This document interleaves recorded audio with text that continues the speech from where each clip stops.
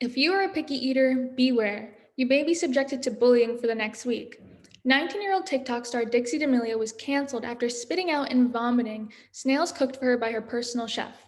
Canceled is a term we've coined on social media for ceasing to support an influencer in order to make them irrelevant after an offensive action. Now, Dixie D'Amelio did act a bit spoiled in the video, but does this warrant the personal attacks and death threats she received as a result of the situation? Cancel culture has gotten out of control and it needs to stop. We are bullying people rather than educating and allowing them to move forward and improve the situation. You or someone you know may engage in cancel culture and jumping on the hate train when you see someone trending or when you see they've done something wrong. This is not the way to go about it. As a young person who's constantly on social media and is always seeing new faces as well as old ones getting canceled, I'm constantly staying up to date within cancel culture and research that shows how society is affected by it and how society affects it. Today, I'm going to be talking to you about why cancel culture is simply another form of bullying, why it is not progressive, and why it is offensive to those who are actually offended by the actions of the person being canceled. To start off, cancel culture is simply an excuse to bully. When we look at the definition of cyberbullying, we can see that it's the use of electronic communication to bully a person by sending messages of an intimidating or threatening nature, according to Oxford Languages.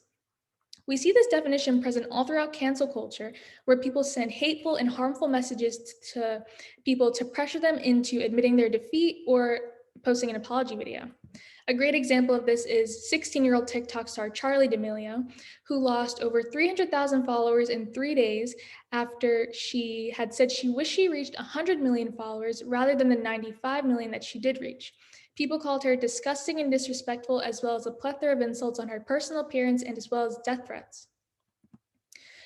When you engage in actions such as this, it's really clear that you are not really engaging in anything positive. You're simply engaging in bullying and the degradation of an adolescent mind, such as Charlie's. And looking deeper into it, we can see that people really only want power. A quote by psychiatrist Kimberly Wilson is social media has democratized shaming, essentially, that people feel the right to shame people and cancel them when they've done something that they deem is wrong. And in the end, it's simply built up anger and people looking for the next person that they can jump on. Now that I've talked about why cancel culture is simply another form of bullying, let's talk about why cancel culture is not progressive. Cancel culture does not improve any situation at all, and it takes on the same cycle every time.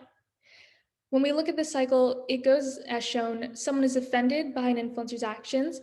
They are then canceled and harassed for the next week. They post an apology video that they don't mean, and they're ultimately forgiven. A great example of this is YouTuber Tana Mojo. On Tana Mojo's career, on her YouTube channel, she has 5 apology videos for 5 different cancellations. These include racism, gaslighting, manipulation, and nonetheless, she still boasts 5.48 million subscribers, even with unsatisfied comments on her most recent YouTube video, such as, "Imagine talking for 14 minutes and 47 seconds and still not saying anything." Despite this, she's forgiven and everyone just moves on.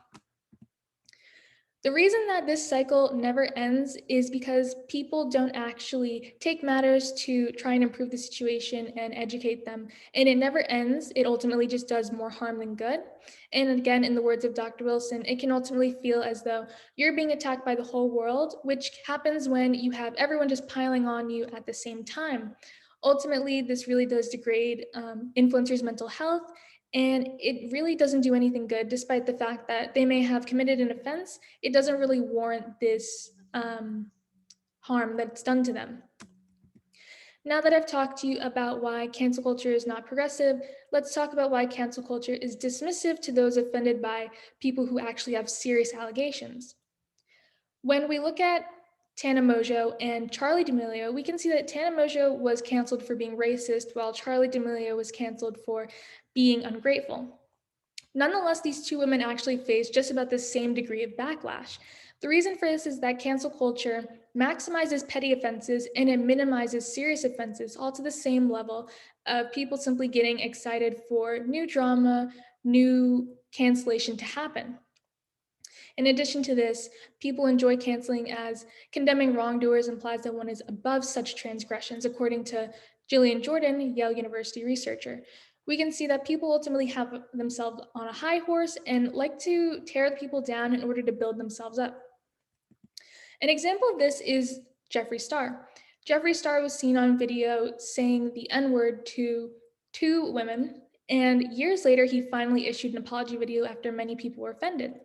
He was ultimately forgiven, and everyone did forget. His fans moved on. However, later on, more people of color have come forward sharing their racist experiences with Jeffree Star. And he again just issues apology videos and moves forward.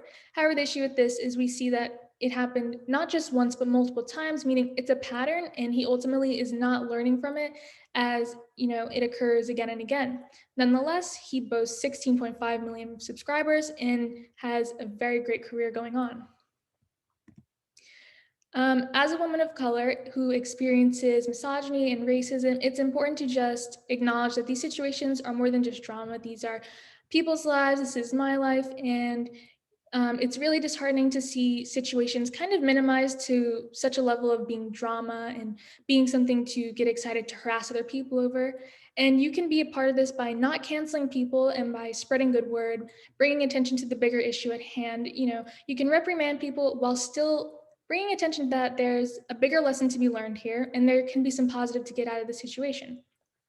Ultimately, by contributing to the adverse, you are contributing to the dismissiveness and minimization that cancel culture has on certain groups of people. Today, I've talked to you about a lot of things, and let's just review what I've said. Today, I've talked to you about why bullying is simply another form of cancel culture, why cancel culture is not progressive, and why cancel culture is dismissive to those who are actually offended by the person being canceled's actions. Overall, today, I want you to walk away knowing that cancel culture is not something that we should continue to pursue. It needs to stop. And overall, tearing someone down is not going to build you back up. Cancel culture is just another glorified way of bullying, and we need to stop it as a whole if we want to make more progress in society. Thank you.